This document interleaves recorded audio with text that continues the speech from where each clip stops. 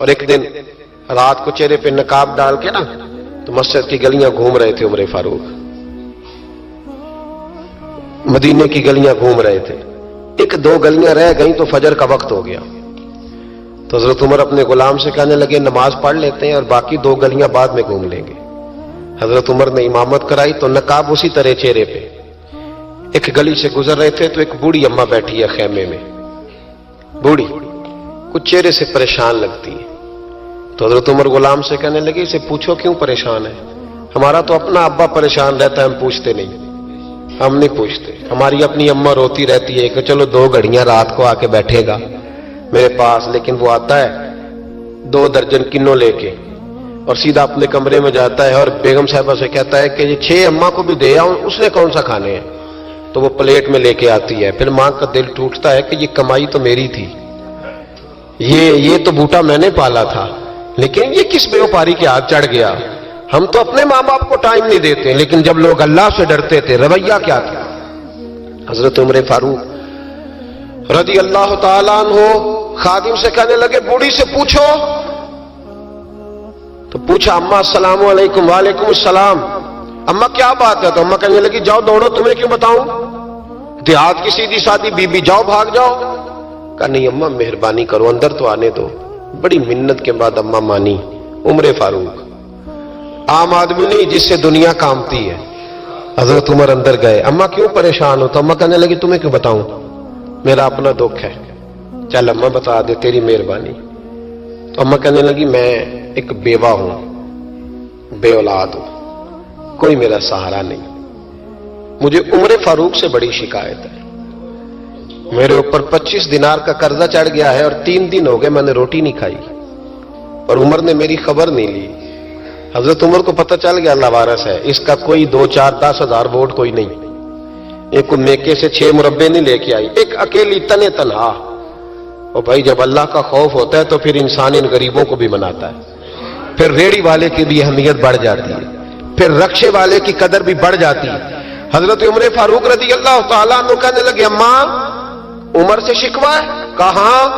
جناب عمر کہتے ہیں میں نے ایک جملہ کہا تو اماں نے تو مجھے لاجواب کر دیا.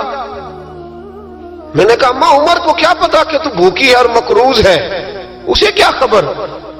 تو اماں کہنے لگی کیا کہا تم نے؟ عمر کو خبر نہیں، اسے پتا نہیں؟ تو عمر سے کہو نا چھوڑ دے حکومت، اس کے حوالے کرے جو خبر رکھ سکتا ہے.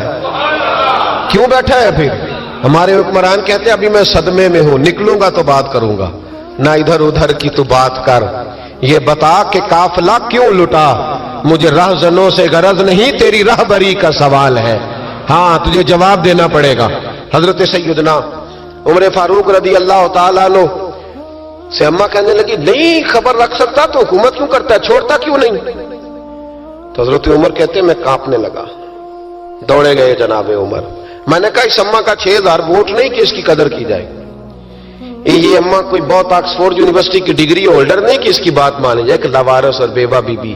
عمر دوڑے گئے، گھر سے اناج کا تھیلا کندھے پہ رکھا، 25 دینار بھی لیے، پکا پکایا کھانا بھی لیا. خادم کہنے لگا حضور مجھے دے دے میں اٹھا لیتا ہوں. تو حضرت عمر فرمانے لگے چل وعدہ کر قیامت کے دن بھی میرا بوجھ اٹھائے گا. کہنے لگا جی نہیں وہاں نہیں اٹھا سکتا. فرمایا پھر آج بھی نہ اٹھا، مجھے ہی اٹھانے دے، یہ میرا بوجھ ہے تو مجھے ہی. اماں کے سامنے 25 دینار بھی رکھے. پھر اماں کو حضرت فاروق اعظم نے 2 مہینے کا راشن بھی دیا، پھر پکا پکایا کھانا بھی دیا. معمولی آدمی کی بات نہیں کر رہا، 24 لاکھ مربع میل کا حکمران. حضرت عمر مدینے میں بیٹھ کے کبھی للکار دیں تو کیسر و کسرا کی ٹانگیں کانپیں. جناب عمر فاروق رضی اللہ کھانا کھلا کے اماں چارپائی پہ تھی تو عمر نیچے بیٹھ گئے. کہنے لگے اماں چل عمر کو معاف کر دے، چل چل جانے دے، کوئی حرج نہیں، بیچارے کو پتہ نہیں چلا. تو اماں کہنے لگی تو نے پھر عمر کا ذکر چھیڑ دیا.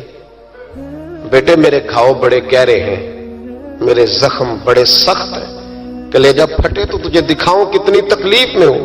میں تو پکا ہوا پھال ہوں، کسی وقت بھی دنیا سے چلی جاؤں گی. میں نے عمر کو معاف نہیں کرنا. جب میں قبر میں جاؤں گی نا، نبی کریم علیہ السلام آئیں گے تو میں عمر کی شکایت کروں گی. میں کہوں گی حضور اس سے پوچھئے یا رسول اللہ بیوہ اور بوڑھی کا خیال ہی نہیں کیا. تو آپ کے غلام کہتے ہیں میں نے عمر کو کبھی اتنا روتے نہیں دیکھا جتنا آج روئے. کہنے لگے اماں عمر کو میں جانتا ہوں وہ کمزور ہے، یہ شکایت نہ لگانا، وہ کمزور ہے، مقابلہ نہیں کر سکے گا، یہ شکایت نہ لگانا، چل معاف کر دے. تو اماں کہنے لگی اچھا تو مجھے کچھ اچھا لگتا ہے، جا تیری خاطر عمر کو معاف کیا، تو پیارا لگا ہے، جا معاف کیا، تیری خاطر معاف کیا، تیری خاطر عمر کو معاف کیا. حضرت عمر فاروق کہنے لگے مجھے لکھ کے دو. کون اتنے جتن کرتا ہے؟